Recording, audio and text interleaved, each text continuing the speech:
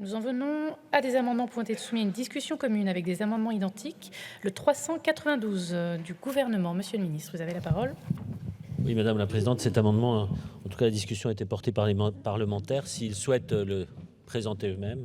Très bien, alors je donne la parole à Madame Vidal pour le 401. Merci Madame la Présidente. C'est un amendement qui vise à faciliter le parcours des soins des patients et à valoriser les compétences des pédicures podologues à plusieurs niveaux. Premier niveau, au niveau de la prescription des orthèses plantaires, que ce soit pour la première fois ou dans le cadre d'un renouvellement. C'est une évolution qui permettra d'éviter un nouveau passage chez le médecin traitant et donc de simplifier le parcours des patients.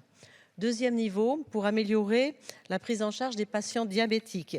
Il est également prévu que les pédicures podologues puissent effectuer directement la gradation du risque podologique des patients diabétiques et prescrire les séances de soins de prévention adaptées, tout en maintenant informé, bien évidemment, le médecin traitant.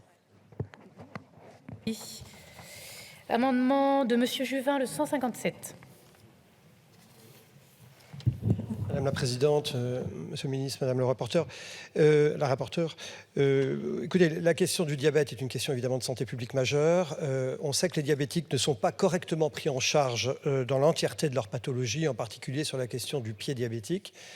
Pour plusieurs raisons, en particulier les médecins, ça a été montré par l'assurance maladie, ne font pas souvent la bonne évaluation de la gravité du pied diabétique. Et cet amendement vise à permettre aux pédicures podologues de fixer eux-mêmes le niveau de gravité et d'adapter les prescriptions des patients diabétiques qui ont une affection des pieds. Je vous remercie. Amendement 224, Monsieur Isaac Sibyl.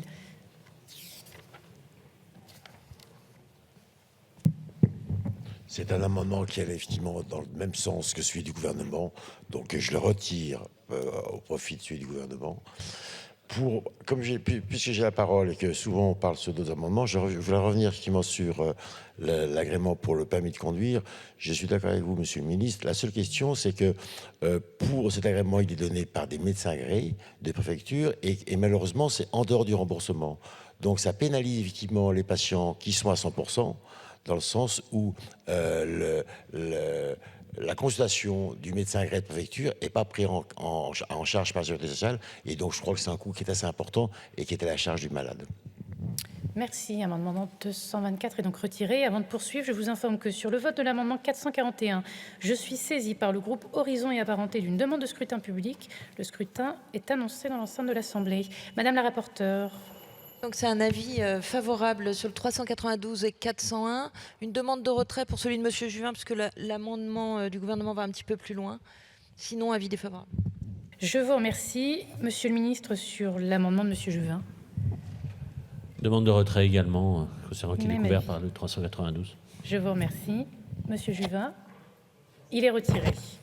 Il est retiré. Et donc, je mets aux voix les amendements identiques du gouvernement et 401 de Madame Vidal, avec avis favorable de la rapporteure. Qui est pour? Qui est contre? Ils sont adoptés. Je vous remercie. Et je vais donc mettre la proposition de loi aux voix par scrutin public. Merci de regagner vos sièges. Le scrutin est ouvert.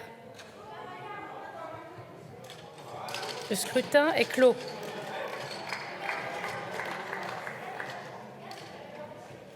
Résultat du scrutin, votant 88, exprimé 73, majorité 37, pour 73, contre 0. L'Assemblée nationale a adopté la proposition de loi.